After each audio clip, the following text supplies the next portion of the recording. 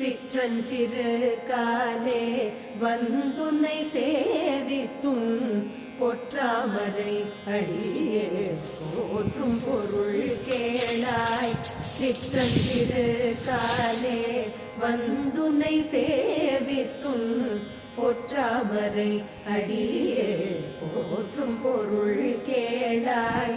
பெற்றமை துண்ணும் குலத்தில் பிறந்து பெற்றமை துண்ணும் குலத்தில் பிறந்து நீ குற்றேவலிங்களை கொள்ளாமல் போகாது.